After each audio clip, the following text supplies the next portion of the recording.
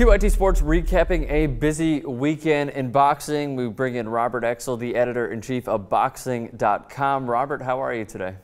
I'm great. And yourself, Rick? I'm doing well. I'm probably doing better than Jorge Arce. He decided to retire this past weekend at the Toyota Center in Houston, Texas, because he got knocked out by Nonito, the Filipino Flash Donaire.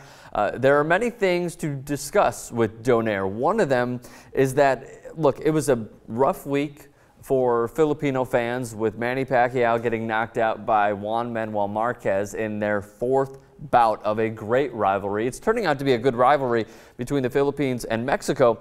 But Donaire, not only did he knock out Arce with 1 second left in the third round, he also fought with an injured left hand. It's his fourth win of 2012. He's up for Fighter of the Year. I don't see how he cannot get it. What did you make of Nonito Donaire winning this fight? It was a good performance. There's no question about it. Wonderful left hook that ended matters. But I do believe that the conclusion was, or the ending was a foregone conclusion. I think it was almost inevitable that Donaire was going to KO Arce, in part because of Arce's fighting style, in part because of the number of ring wars he's been in, sure, and in part because Donaire is a superstar and he's being featured in fights like this.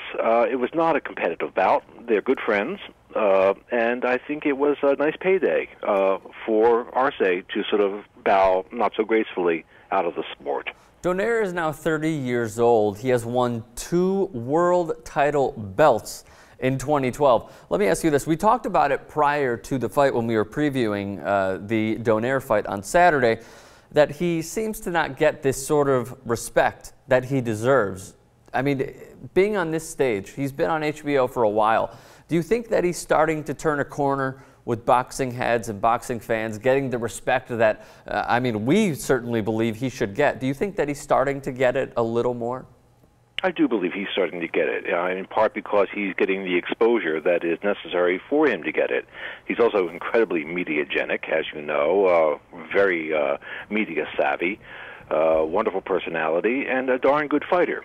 But if he really wants the respect of the fans, he's going to have to step it up. He's going to have to fight Rigondeaux, which seems to be that maybe his next fight, and it ought to be a good one. Or if his promoter, which is Top Rank, and Golden Boy can put aside their differences for a moment for nothing less than the good of boxing, we'd like to see him fight Abner Mares. Let's talk about Jorge Arce really quickly. That body has had a lot of wear and tear over the course of his long, lengthy career. I mean, granted, he got knocked out by Donaire in just 3 rounds. What exactly do you make of his career and the fights that he put up? A wonderful career, a Hall of Fame career. I mean, fabulous. You know, a Mexican star, always gave it his all.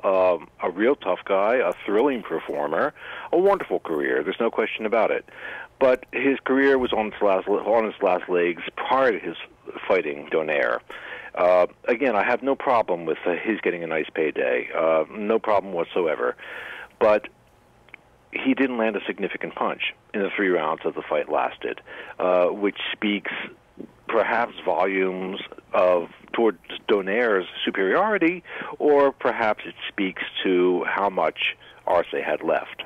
Now, you talked about Abner Mares and how Donaire, this is now, needs to fight Mares or Rigondeaux. It appears that it's going to be Rigondeaux based off the post-fight interview that Larry Merchant had with Nonito Donaire. And it was a nice moment from Donaire when he applauded Larry Merchant and his fine career in boxing. But let me ask you this.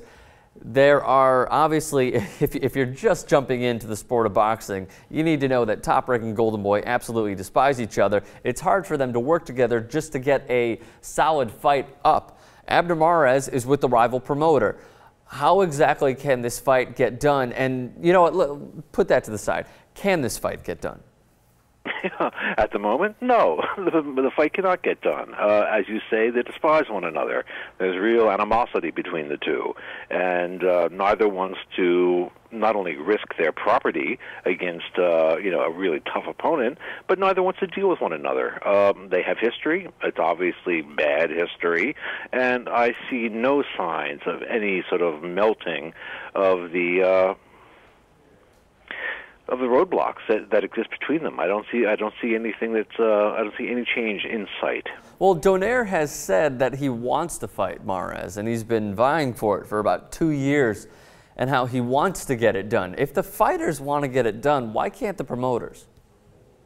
Well, it's because the promoters really hold all the cards. I mean, the fighters are the attractions, but the promoters are the ones who really hold all the cards. They do all the negotiating. They're the ones who make the fights. They're the ones who deal with the networks. I mean, the fighters are really, they're racehorses in a way. The racehorse doesn't control his destiny, and in some ways the fighter doesn't control his destiny as well. So do you see Nonito Donaire fighting Rigondeaux in his next fight? Yeah, that seems very likely, and it seems like it's a good fight, and it's a fight I really look forward to.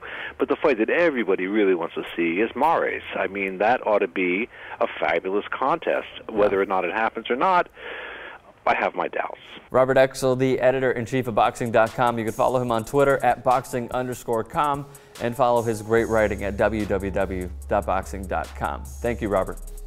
You're welcome, Rick.